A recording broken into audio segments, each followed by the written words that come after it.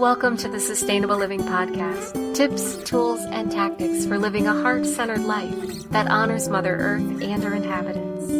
The information shared on the Sustainable Living Podcast reflects the opinions of host Marian West, Janice Fryatt, and their guests. Please use your own discretion and research before applying any information to your individual situation. Now, here are your hosts, Marian and Janice. Welcome to the podcast, everyone. I'm Janice Fryatt, and today I am so very happy to be joined by Brandon Shalton, who is going to talk to us about Ubuntu. Brandon is a social entrepreneur, an indoor organic farmer, and an inventor who's created a technology that increases the efficiency of LED lights. But today, as I said, he's here to talk about Ubuntu. He is the project manager for Ubuntu Planet USA, an initiative that seeks to support the creation of a new social structure based on the concept of contributionism, human prosperity, and a world without money. Welcome, Brandon. Yes, thank you. So to get started, we always kind of like to get an idea of who you are. And, a lot of times when people share their stories, a lot of the people that are listening hear themselves in those stories. So could you kind of give us an idea of what led you to do what you do now? I am an artist at heart. I mean, I play piano since I was 5. I play guitar. I do woodworking, furniture making, indoor farming, fashion design. I do a lot of things, but I've wrapped that all in becoming a business person, mainly because I don't want to become a starving artist. So I take each one of my hobbies and I've turned them into business ventures. And that's maybe that's the bad thing to do, but that's the way that allows me to get things done. But so I approach everything now really from a business perspective, knowing that I can speak the language to creative people. And that's the same way as I work with programmers or with website designers and so on, as I architect and design kind of e-commerce and websites. So coming into Ubuntu, I kind of bring that point of view where a lot of the people in Ubuntu are very like a lot of creative folks, and I'm coming in speaking the language of business because I saw that this organization needs funding to power its overhead in order to do these missions of trying to get to a no money society. So ironically, it takes a lot of money to get started, but then there's an evolution path that I see that allows us to get to this no money world. Well, I got to ask you, because so many of us, this is such a foreign concept. And I have to ask you, like, when this concept came into your life, I mean, how did it happen? What made you want to get in there and start supporting it? I'd say about a year and a half ago, I was just kind of tripping through YouTube videos, and I stumbled across this guy called Michael Tellinger, and I was fascinated about his circles in South Africa. So that kind of opened up the door for me, and I went down the rabbit hole, and I started to watch the rest of his videos. I watched the stuff on Gaia. I started to watch about monolithic structures and so on. And the more, and the pyramids and the Bosnian pyramids and all this, and the more I watched, the more I was amazed at how much there is that we don't know, or what we perceive as the reality of things. And then I discovered a video by Michael talking about contributionism, and then I read his book, and I really got attuned to it because as a business person, I had very similar concepts of creating a venture capital firm that was more a community base. So a lot of the business plan and the thought processes that went into that were completely aligned with contributionism. And so I approached Michael by really saying, this was just before the South African elections in August, and I said, hey, I really like what you're doing, and I've got this device that I created that can save 50% electricity off of LED things. And I thought this is something to release through the work that you're doing so that technology is shared with the world. And he responded back to me, said, that's great, that's brilliant, Brandon, but let me get through the South African thing.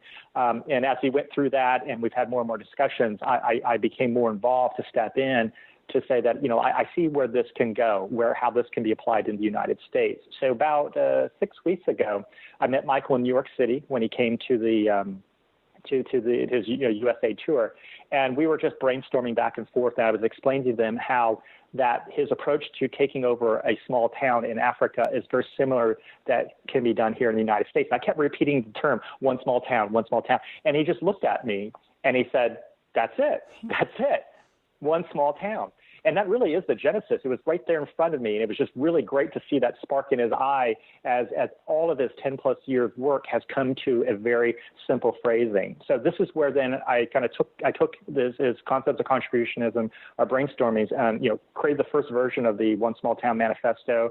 And then Michael jumped in and we had the entire team jump in on the Ubuntu team. And we came up with what I feel I'm very proud that we're all very proud of is this One Small Town Manifesto on the onesmalltown.org website that really outlines the one way, the simplicity of the plan, but it underlines there's a lot of complexity behind it about how it's actually done. So I've been very recently becoming more and more active in this thing where I see that this really is possible to have a no money town, a no money society, and it takes one small at a time. Well, it sounds like something really interesting, and I definitely want to delve into One Small Town in just a little bit. But before we get to that point, and for any of you who aren't familiar with Michael Tellinger, I've been familiar with him for a couple of years now through Gaia as well. I subscribe to Gaia and I watch. They have wonderful programs there, and that's, I think, that may have been where I first saw Michael Tellinger. I think I've also seen him a lot on YouTube, and I was always fascinated with this idea of contributionism. To me, anything that provides us a way to run our society without money is something we really need to look at. And so obviously he's taken from societies that have done this in the past and it's already worked. So that was very exciting for me. But just to share again, I think what you were referring to in August was he was running for a South African political,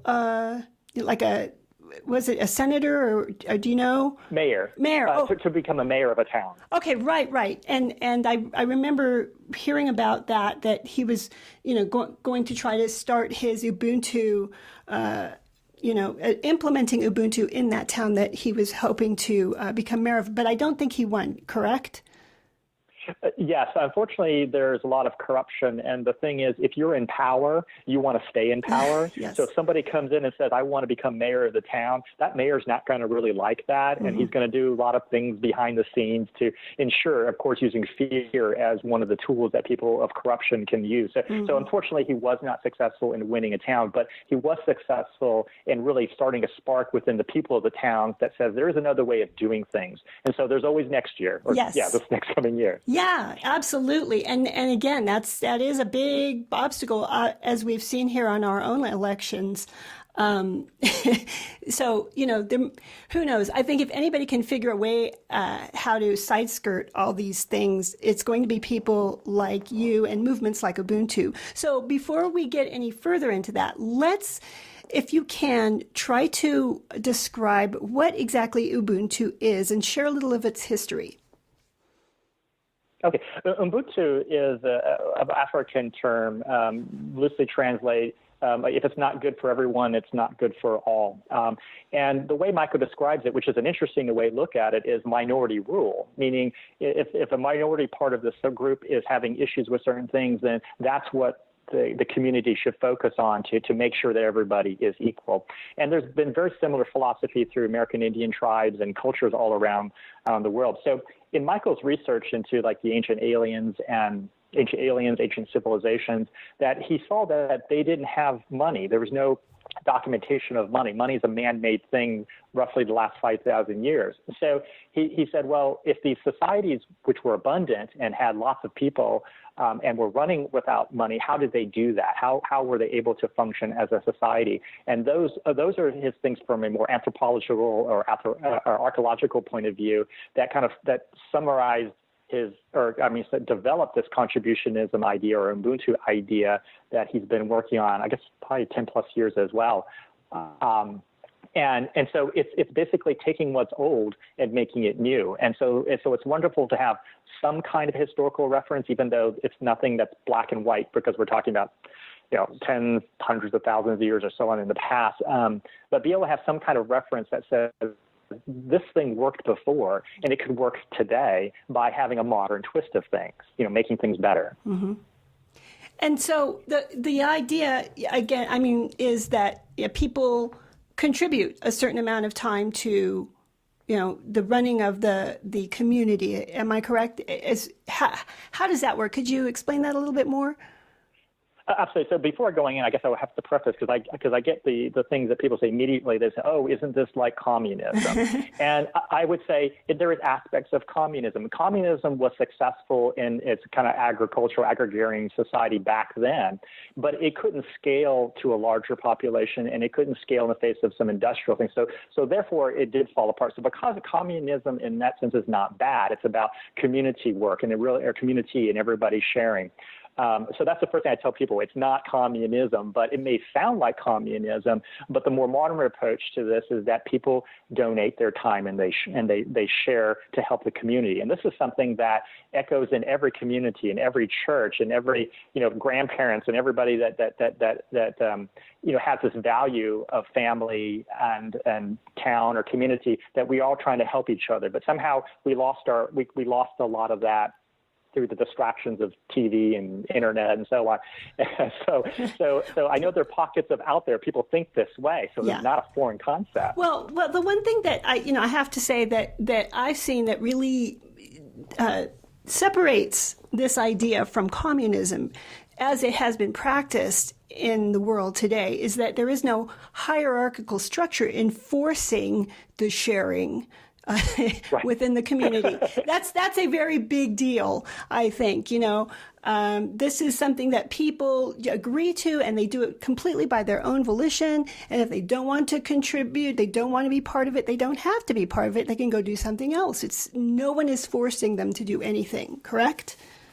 Exactly. So the core concept of contributionism is you contribute 3 hours a week to work on a community project. Now, this means that you either have a part-time job or a full-time job, or you're unemployed, or you have stay-at-home person. So you have some type of thing that you normally do anyways during the week, like you just changing your life overnight. You have your existing life, and by contributing 3 hours a week, it allows you to work on a project. And these projects are designed to make things. So whether you're working in the farm to grow vegetables, or you're working in a wood shop to make furniture, or you're working in a fashion factory helping to make clothes, all of these products are designed to create an abundance, meaning the way the budgeting works is 1/3 of the products that are created, whether it be food or clothing or any types of items, 1/3 is allocated to the community. So in other words, anybody in that community that contributed the 3 hours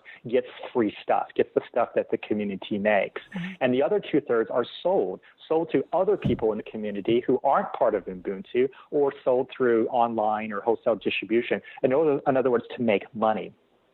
And then this money comes back into the community, and it does follow the thirds, or the how does Michael say, the numerology of things, the perfect something, I don't know, that 1/3 goes back to the investors or people who help fund the thing, or the managers of a factory. 1/3 goes to the town or the community for reinvestment, and 1/3 goes to the actual people in the town. So in other words, it's like profit sharing is what it comes down to. So the idea is, how do you exist in the no money society? Well, that's a long journey to get there, but the path to get there, I think, is a lot simpler. So let's say you work a full-time job. You're just busy, but you can contribute 3 hours. And let's say you've got a large group of people, 500 to 1,000, 2,000 people, all doing the same things. You're making a lot of stuff. You're growing a lot of produce. You're making a lot of goods. We're selling it. We're generating profits. And then all the money gets divided up. So let's say the first month I made $1,000. So I worked 3 hours a week, and I got $1,000 in that month. That's pretty good. Someone says, okay, I like this, and I got free stuff. Mm-hmm. But then now we've got more efficiencies. We're selling more. We're producing more. Now let's say you're making $4,000 a month as part of the money distributions.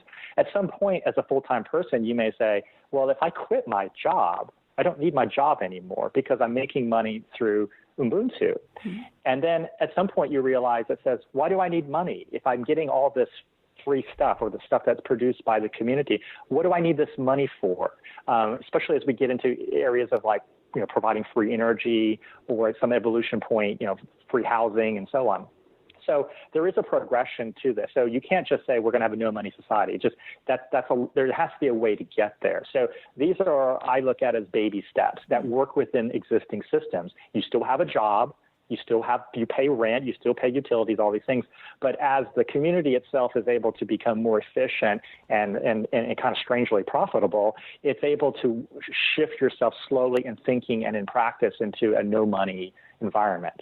Yeah, that's a very practical advantage that you don't have to all of a sudden switch to it. It really does provide a way for us to transition into it. I really like that. That's very interesting. So what are some of the most pressing social, environmental, and economic concerns that Ubuntu addresses? So the money issue is the first and foremost about being controlled by money, and then the idea is people are working in jobs that they don't love to do. So the point of contributionism in Ubuntu is that you can change jobs, you can learn different things. If your passion is to become a painter, then you would go work in the paint project or the paint factory or the whatever, the different factories that make things, that painting that you do, while it sounds commercialistic where you're painting and then we go to sell it, but that's the reality of what artists do anyways. They make their art to express themselves, but ultimately they want to make money and also to appreciate their work. Otherwise they'd all give it away for free. Mm-hmm. So there's that one aspect of personal growth, freeing from money.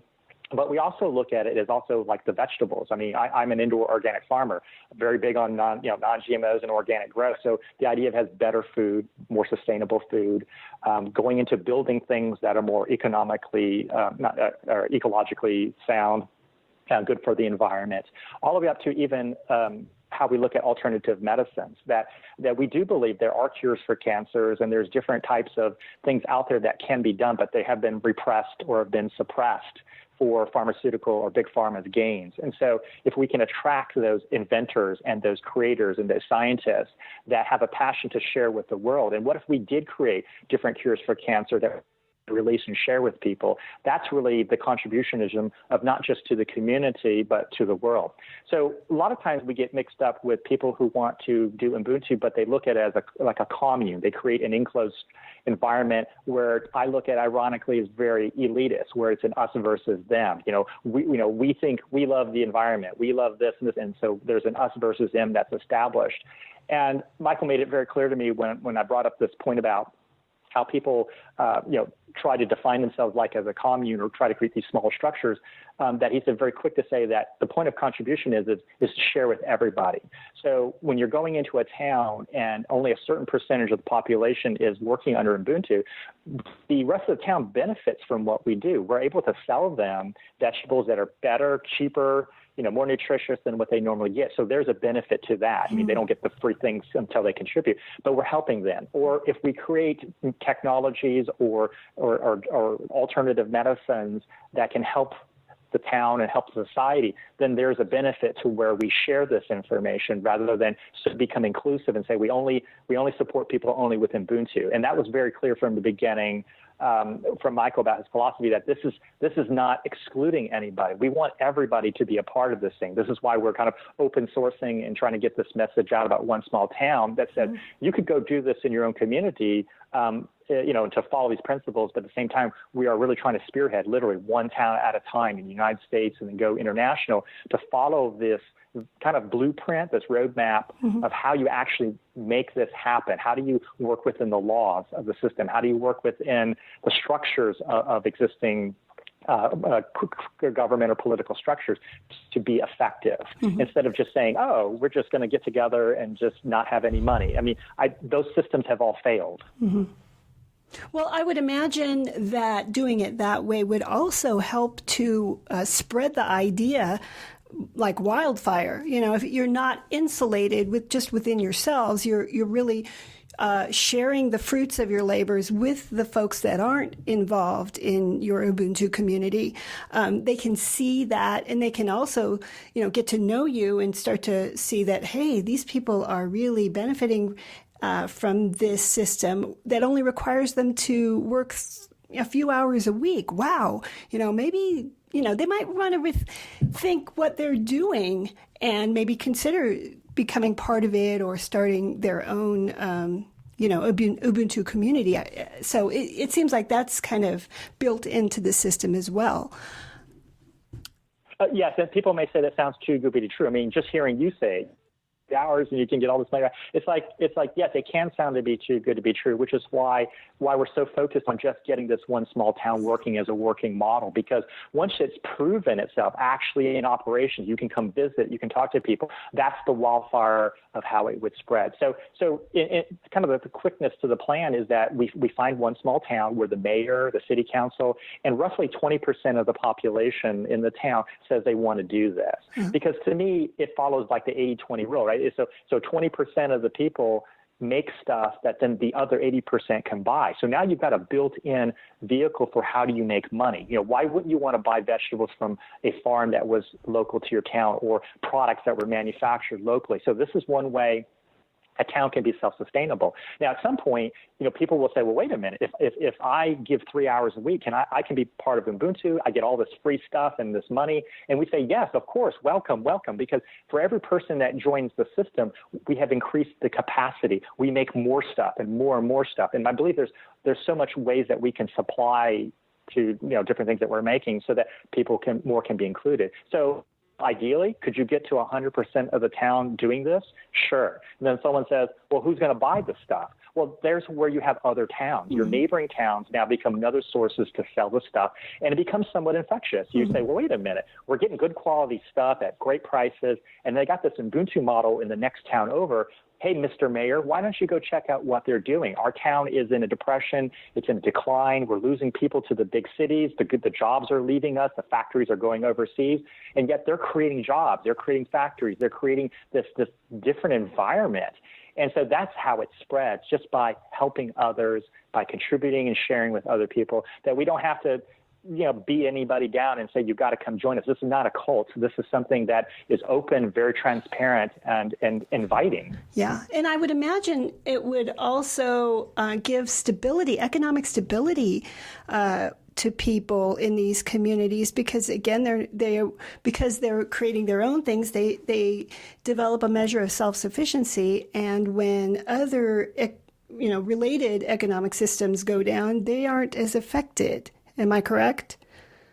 That is exactly right. So it has become so the idea is even generating our own electricity to be self-sustainable in that sense could make a town become less dependent on the outside connection. So therefore, there is an ability to be a little bit more free in the things that you like to do and explore, because the pressures of money have been removed. And so yes, this is a very ambitious project for sure. The manifesto, while it's lengthy on its own, I think it's like 5 pages, there's so much that goes behind the scenes of the blueprint of how it's actually done. And that's what we're on this journey to do.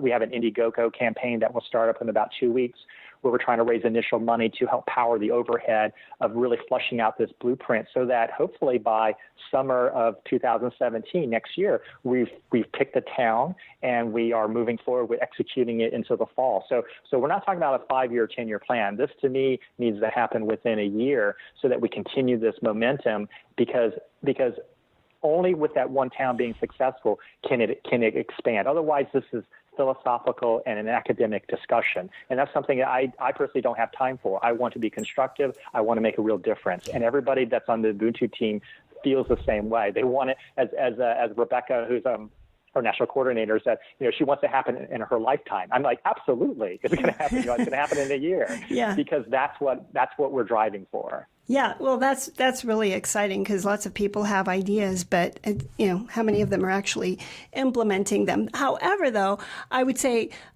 from what you've said to me, there have been examples of things like this in the past, just not am I correct, implemented in the modern society. Am I right?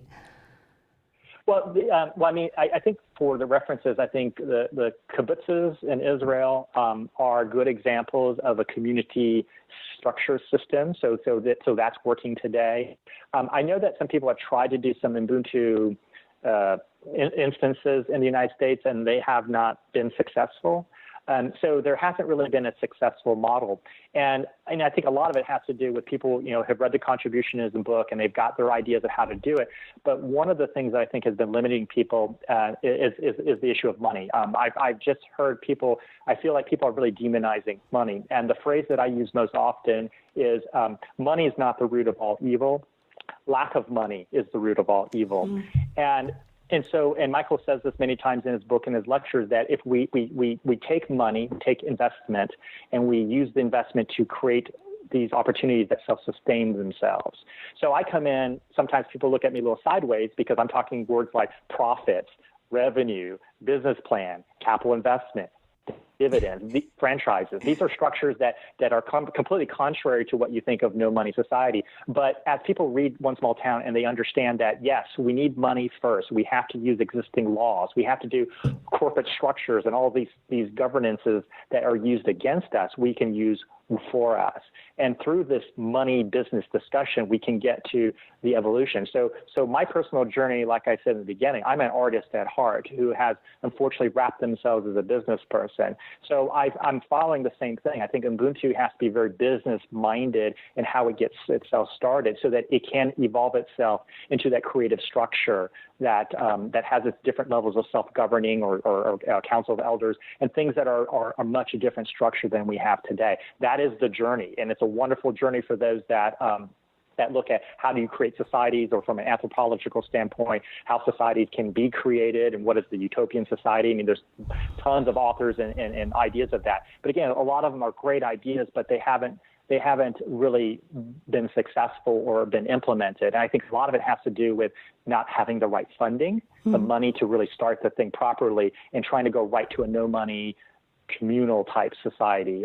We can't make that leap. I think you have to do these baby steps. Mm-hmm. Oh, completely. I completely agree. And it just makes sense to me that you start from where we are, look at where we are and kind of work with that toward a no money system. I completely agree. That makes a lot of sense. But I would imagine sometimes it's difficult to sell it to the people who are actually attracted to this type of society because, as you said, we do tend to demonize money. So I love that phrase that you said, that money is not the root of all evil. Lack of money is the root of all evil. That makes a lot of sense. I feel with this message, we could go to small town USA in the heart of America, to the big cities or inner cities, and if we don't get caught up in the idea of ancient aliens and free energy and no money society, if we just say, look, if you contribute 3 hours a week, you help your community, you learn a skill, you get free stuff.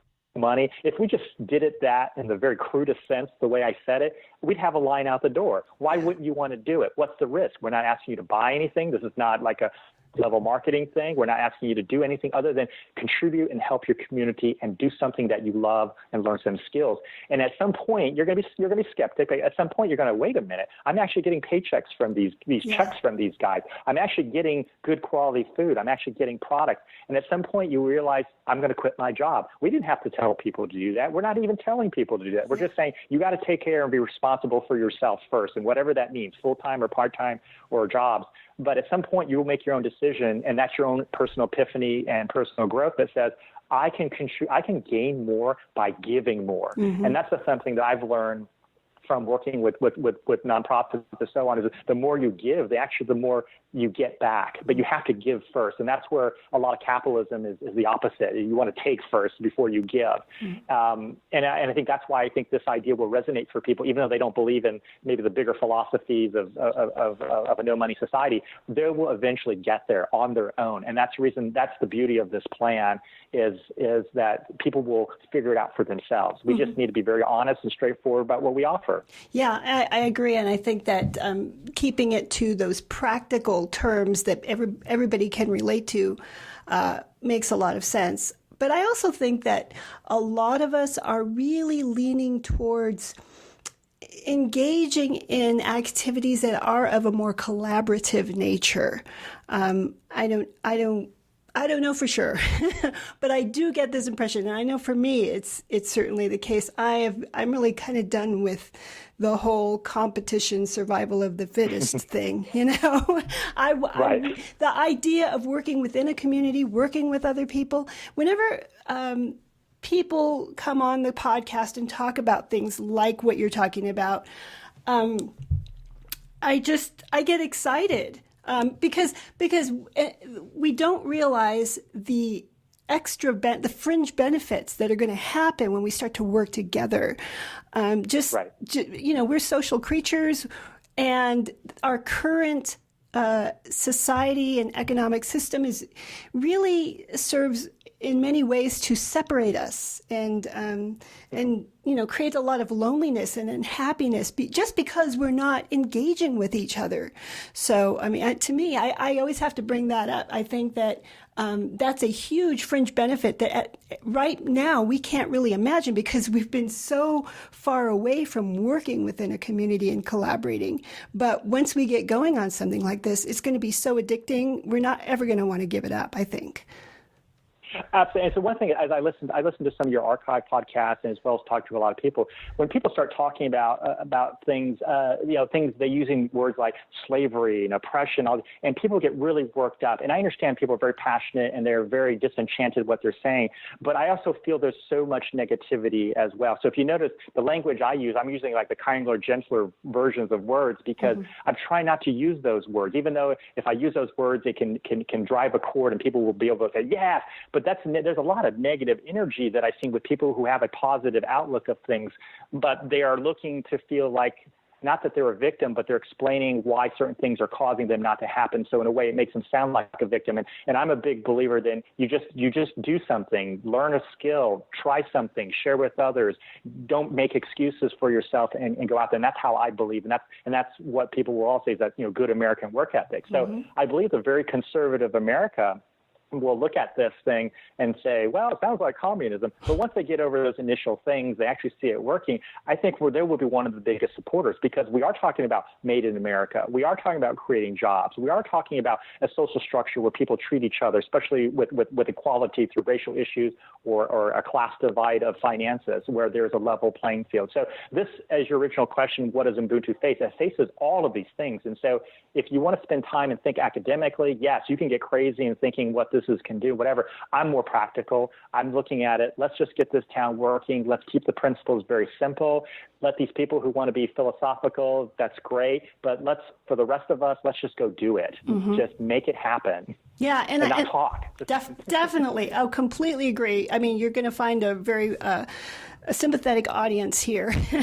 We are generally the people who listen to our podcast are very much self-starters and very into self-sufficiency, self-reliance. But, working within a community, that's how it was always done in the past. And that's really how it works best. But one thing I just want to get back to, I think when you do come across people who say, hey, that sounds like communism, you got to keep reminding them it's voluntary. Okay? Communism is not voluntary. Exactly. Another point that bring up communism, I have which is now a new good friend of mine. His name's Jeffrey, and he's had similar developments of a society plan. But he said to me, what made America great? And I said, what? He said, free labor. He said the slaves that contributed to all the agricultural growth. And then I jumped in. Oh, yeah, it's like the Chinese labor who created the railroads. He says, exactly.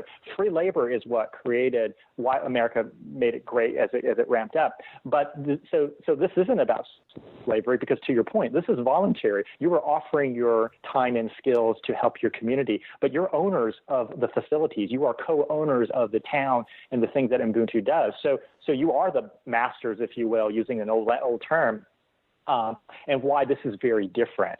and this is why it's not communism, like you said. It's not like Chinese government, which does control everything and does look out for the betterment of the people, but they have no choice but to participate in this. Here it is voluntarily, but I believe that you may start out 3 hours a week, but again, our transition is as you're making money, I believe you will quit your job, and then you won't be the kind, I think, that sits home and says, well, I'm only going to do 3 hours a week and I'm going to make all this money. No, I think at some point you're going to say, well, what if I did 6 hours a day? How much more could I contribute, or how much could I personally learn? Because now I want to learn how to sculpt.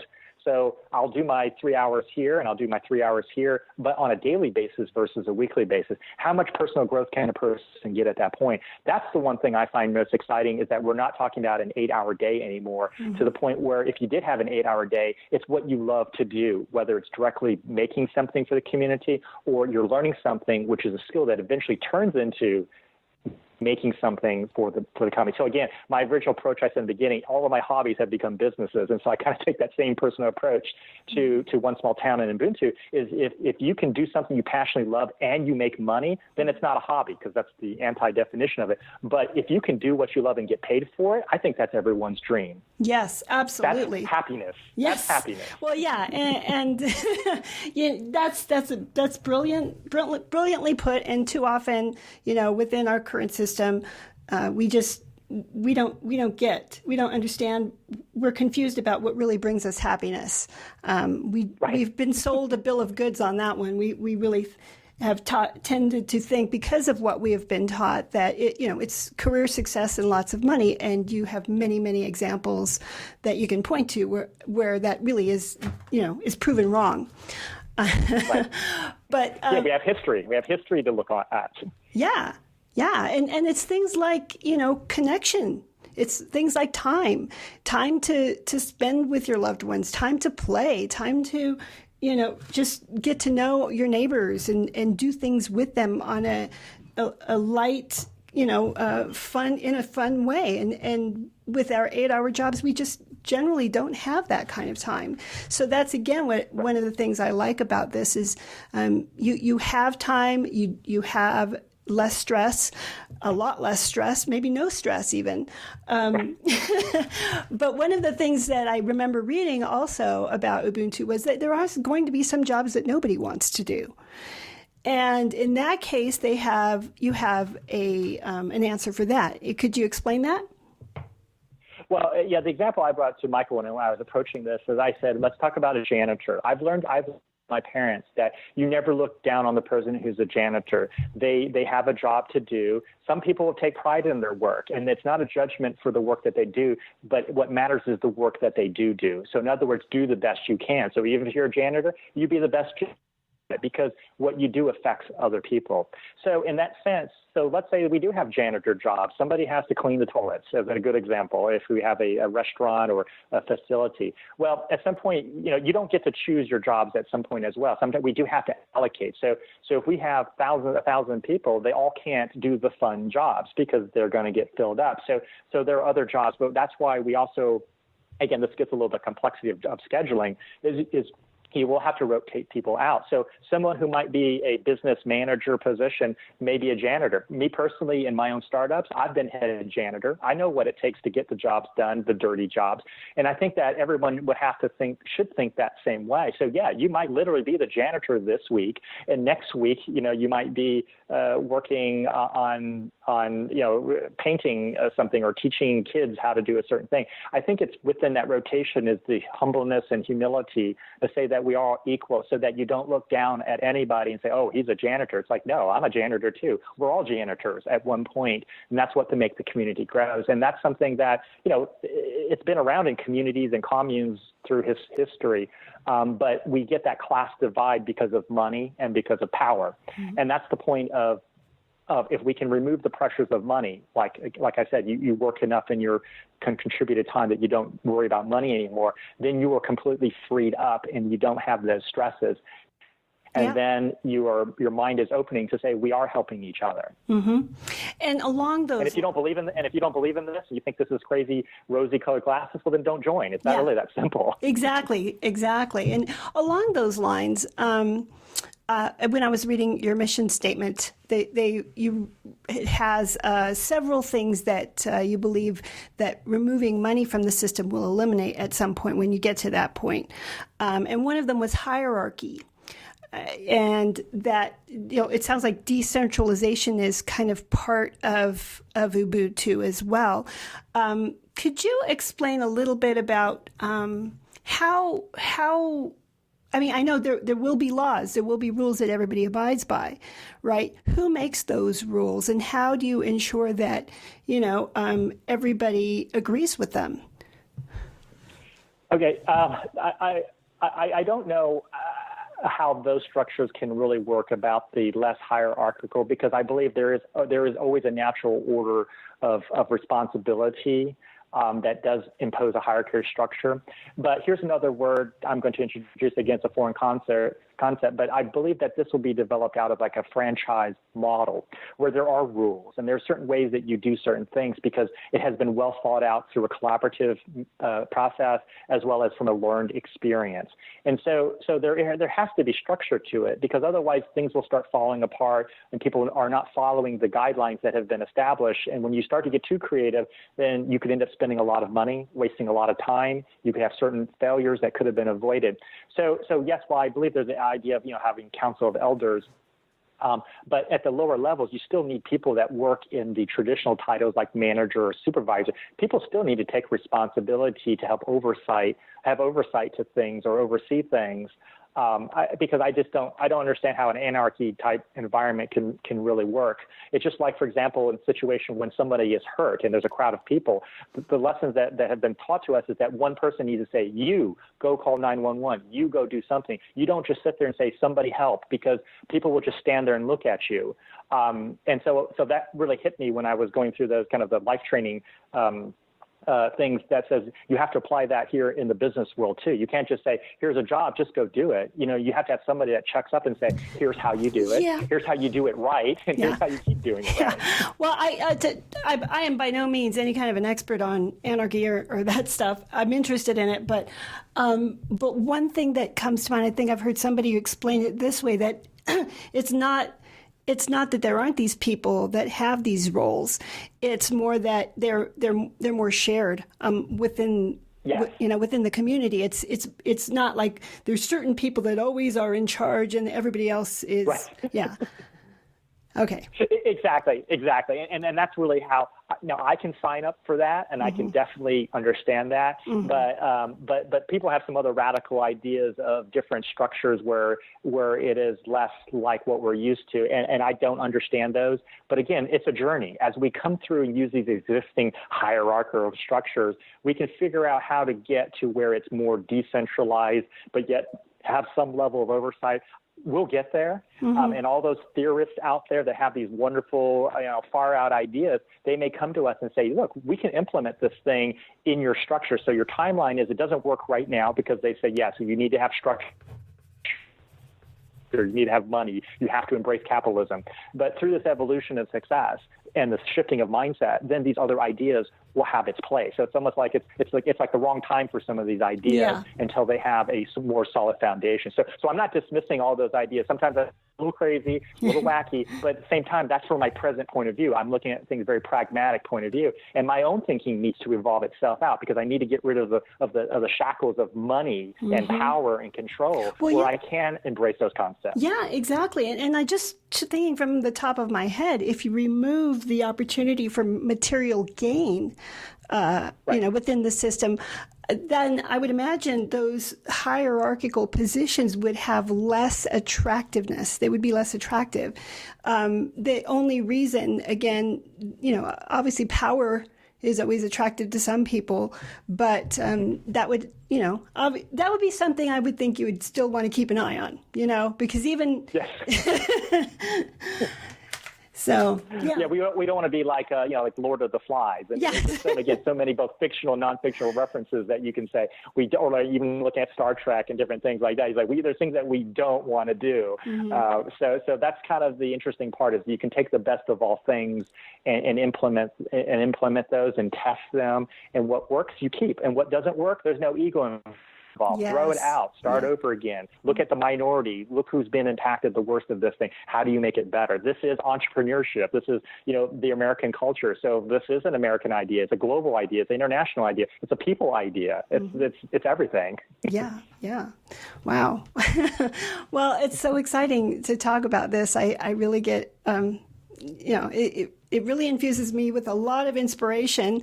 And, again, for us, I'm a broken record on this, but our podcast is very much about sharing ideas with people about what could be rather than focusing all about, how everything is not the way we want it to be. Right.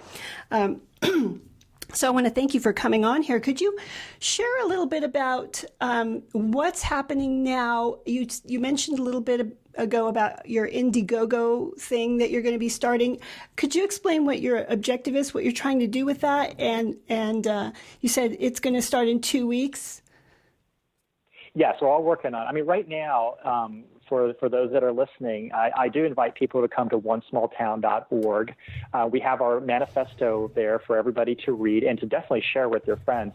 Because the first thing is we want people to understand that all the ideas that people have on their own or things that they believe in, that the other speakers and all the like-minded people, that we have a plan that I think is very specific. Again, I'm talking, from the business language to all this, that we do have a plan that's developing where it's practical based and it can happen. So first we need people to believe in this thing and to join us and come to this calling. The second thing is obviously we need money. And so the Indiegogo campaign is to a minimum goal of 25,000. My personal goal is 100,000, is to really help bring over a team of people who can focus on this, because we're all working at this as a hobby, because we're not being paid, right, by definition. But you need to have full-time and part-time people who are paid, who can leave their normal day jobs, and in a way they're sacrificing from that personal gain or occupational growth, and they're going to give themselves to this thing, but they still got to have bills that have to be paid. So this is where I'm head of fundraising, is to make sure that we have both capital and donations that allow people to focus on this, undivided, and to further develop this plan, because there's a lot of people who will come to us and say, how can I help, and how can I contribute my skills, and at this, or pick my town. I mean, we don't have enough bandwidth of time to handle all those things. So the focus for everybody right now is spread the word of One Small Town. Join us on the Indiegogo campaign to help contribute so that we can have the money to create this blueprint. And then I will be talking with, and then also anybody who's, as Michael calls it, conscious millionaires, or people who've been successful in their lives, who feel that if they were given a business plan, an opportunity to invest in something, yes, they're going to make money, because that's the definition of business. You will make money with your investments through what we're doing, but it's really for that social change that requires that catalyst to happen. So that's what I'm looking for right now, is for people who want to invest in a larger scale into business plans that will be focused in these first towns. And then as we develop these towns, then into the permaculture and so on, and the free energy devices, they're all going to find us, and we're going to have a home for them. We're going to have a factory for research and development, or factories for the farming, and people will want to move to this town and become a part of it as we start this.